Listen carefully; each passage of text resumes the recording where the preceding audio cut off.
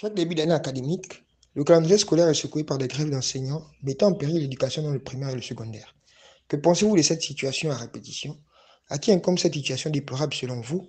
Que devrait faire impérativement le gouvernement pour pallier aux maux qui minent le secteur de l'éducation chaque année? Ce sont là les questions qui ont été choisies par la rédaction d'Info 241 et qui ont été posées aux populations des villes de Port-Gentil et de Libreville. Et voici ce qui en ressort.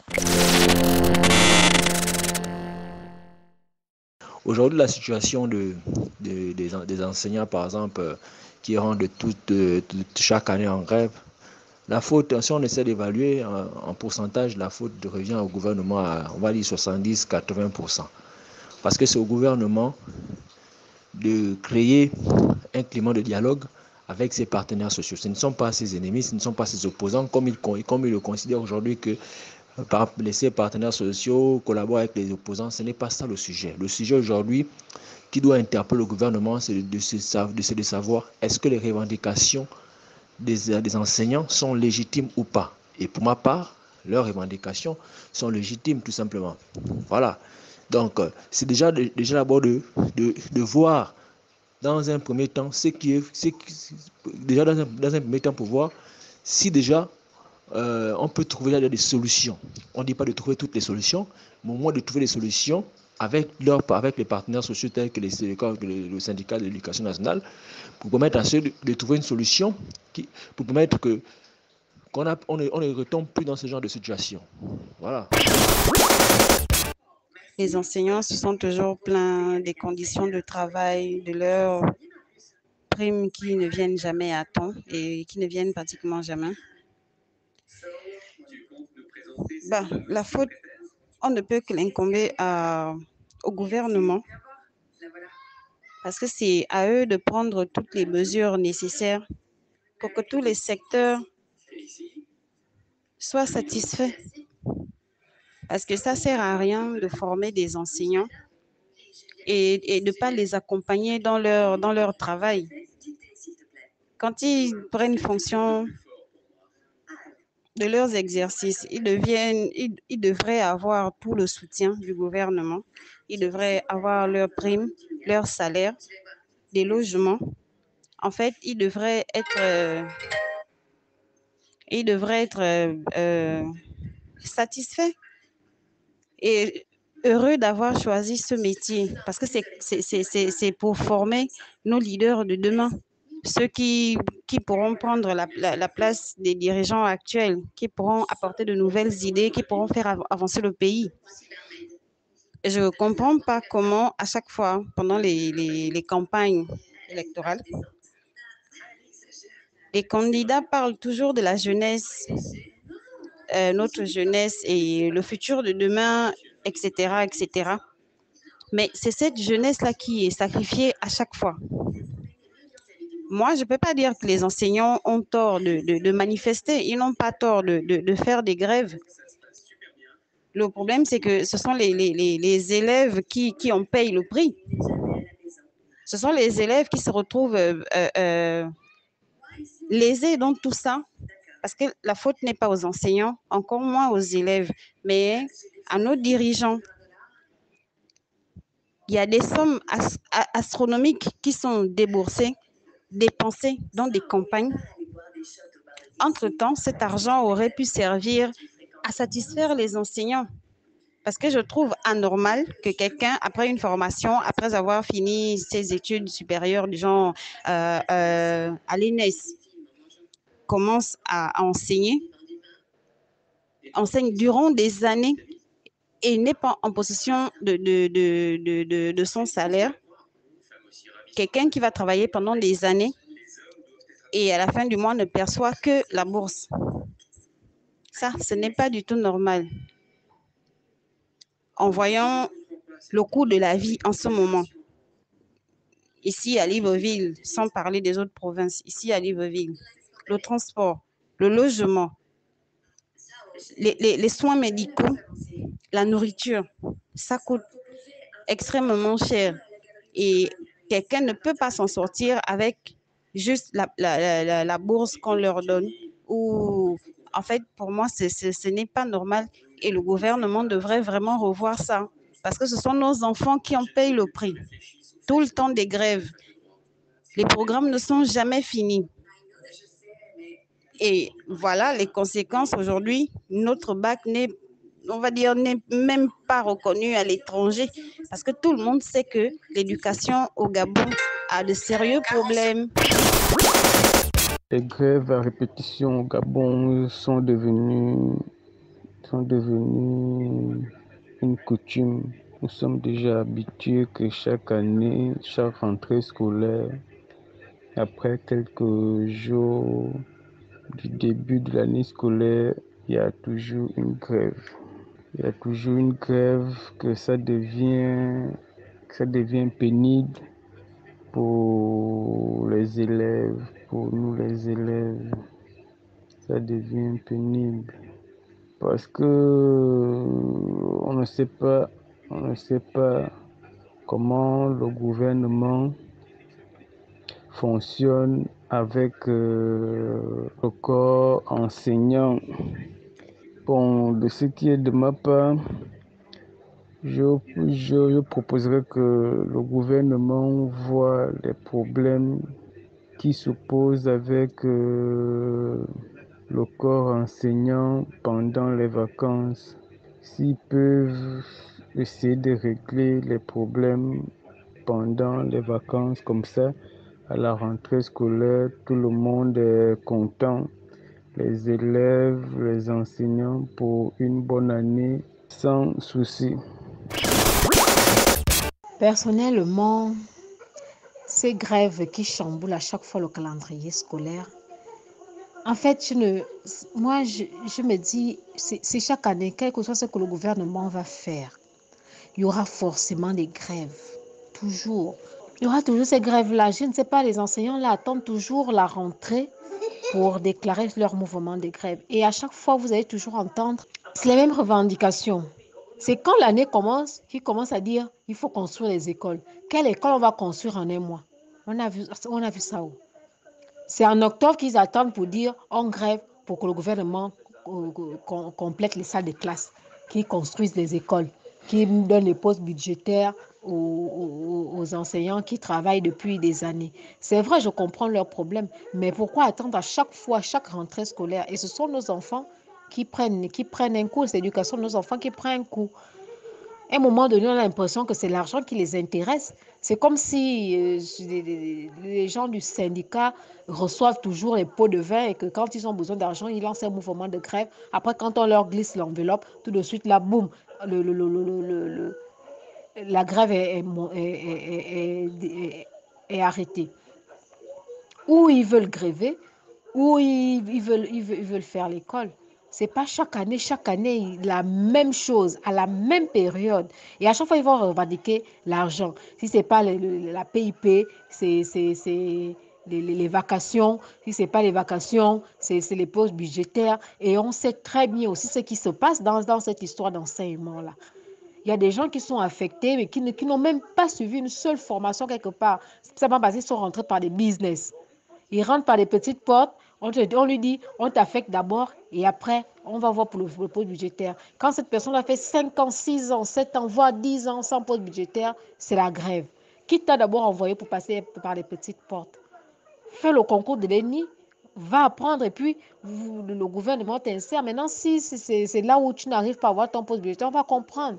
C'est parce que tu es rentré dans le business, par business, que après tu vas revendiquer, j'ai pas de poste budgétaire. Tu as fait comment pour rentrer dans l'enseignement?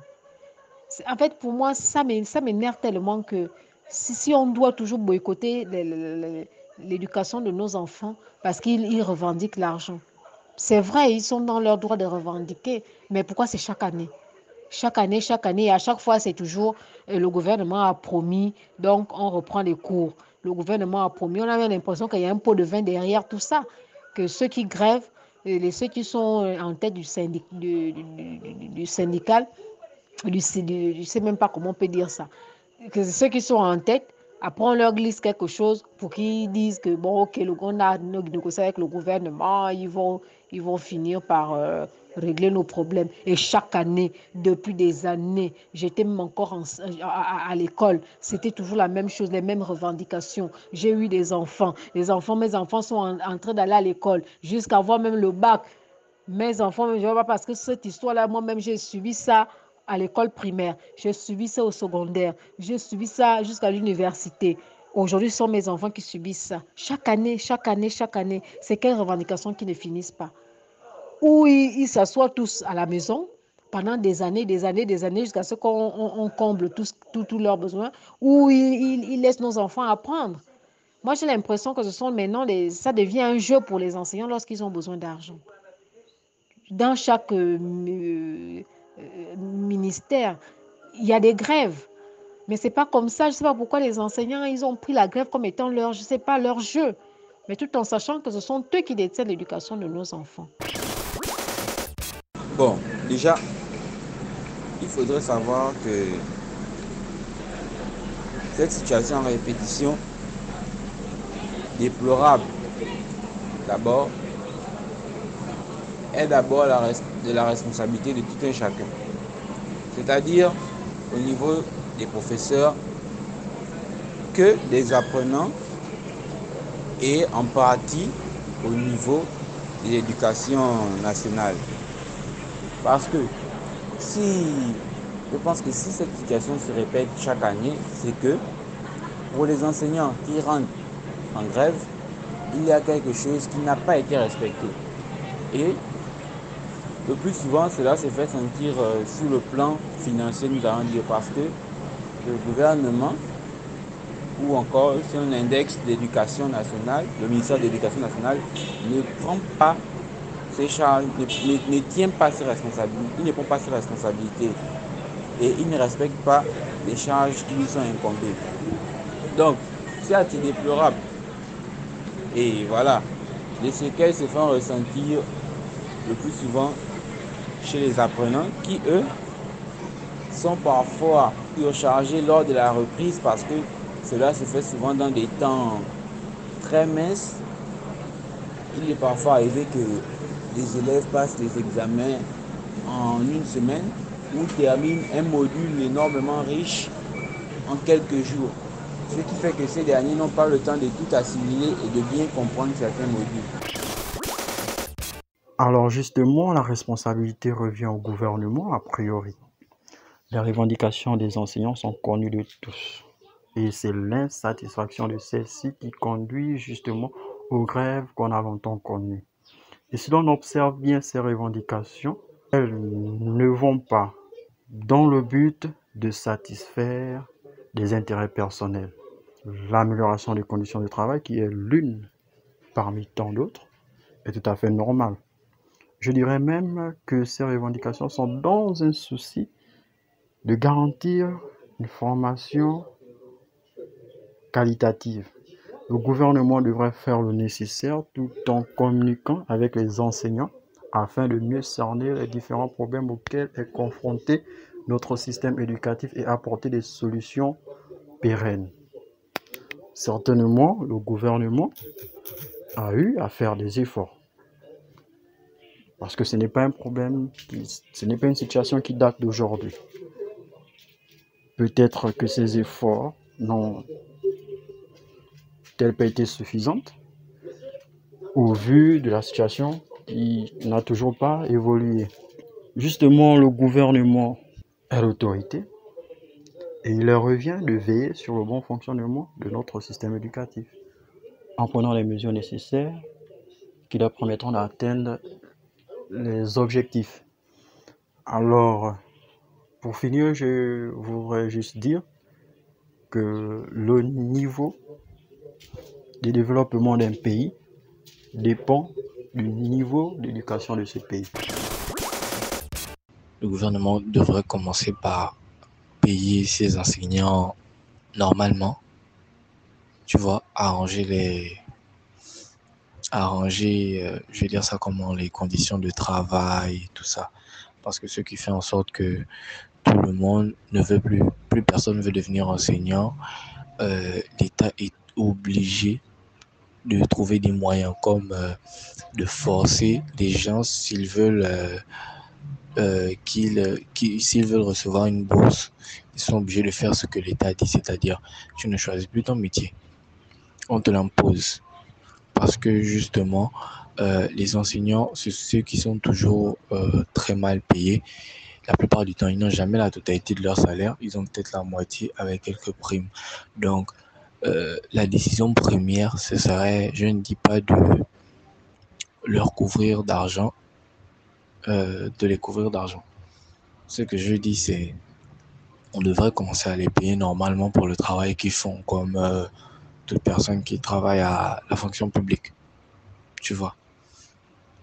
Et arranger les conditions de travail, parce que les enseignants ne grèvent que pour ça. Les conditions de travail, parce que c'est infernal. C'est infernal. Moi qui suis dans ce milieu, je peux le constater, parce que déjà, il n'y a pas d'enseignants. Mais on envoie beaucoup d'élèves à chaque fois, dans les lycées, dans les collèges, beaucoup d'élèves, ce qui fait que, surtout dans les collèges, il y a un manque de profs. Tu vois une classe là, il y a peut-être parfois 4, 5 profs. Une classe là, où il y a un manque de profs d'anglais. Je l'ai subi. Manque de profs de maths, je l'ai subi. Ou manque de profs de français. C'est ce genre de matière-là quand même. On devrait mettre un accent particulier sur ça. L'éducation au Gabon est malade depuis plusieurs années. Je crois que c'est une affaire qui date depuis les 30 ans. Cette situation qui a causé même la vie à certains, notamment Martine Labou, cette enseignante qui a perdu la vie lors d'une marche, et ça l'a coûté cher aujourd'hui. Donc je pense que la réalité, c'est que la première responsabilité dans un pays, quand on parle d'éducation, c'est l'État. C'est l'État. Je ne suis pas enseignant et je ne prendrai pas la part des enseignants, mais je dirais que les mots qui minent le secteur éducation au Gabon, ce sont les mêmes depuis des années. Comme je dis dans mon premier livre, depuis 30 ans, on connaît cette situation. Nous connaissons cette situation. Le paiement des vacations, le paiement des rapports, les rappels, l'intégration de certains enseignants qui, depuis des années, les avancements, le paiement des vacations qui cause toujours problème, la construction de salles de classe et tout ce qu'on peut imaginer. Donc je dis, pour moi, ma part, je crois que tu as posé 3 questions et les 3 questions ont une seule réponse. La responsabilité incombe au gouvernement. La responsabilité incombe au gouvernement de prendre les choses après le corps. Parce que malgré les efforts du gouvernement, malgré ce qu'ils essayent de vouloir faire, c'est ce qu'ils essayent de faire, mais il y a toujours des insuffisances. Parce qu'on ne peut pas demander à un enseignant que vous affectez là où il n'a aucun parent, il a un pré-salaire, et même le pré-salaire n'arrive pas régulièrement, pour l'affecter dans un endroit où vraiment c'est difficile pour lui. Et puis encore, chaque année, il y a un programme de paiement des vacations. L'enseignant que vous avez envoyé corriger le BPC, le CEP, le baccalauréat, c'est prévu. C'est prévu dans le budget annuel du ministère de l'Éducation nationale de payer ces gens. Pourquoi ça traîne? Donc vous voyez que c'est les mêmes choses qui reviennent chaque année. C'est les mêmes choses, c'est les mêmes choses, c'est les mêmes choses. Et ceux qui subissent, ce sont les enfants. Ceux qui subissent sont les enfants. Donc c'est au gouvernement de prendre ses responsabilités. Et c'est à lui qu'incombe cette responsabilité. C'est à lui qu'incombe cette responsabilité. On dirait que oui, il y a une conscience professionnelle des enseignants, mais les pauvres, ils ne revendiquent que ce dont ils ont droit.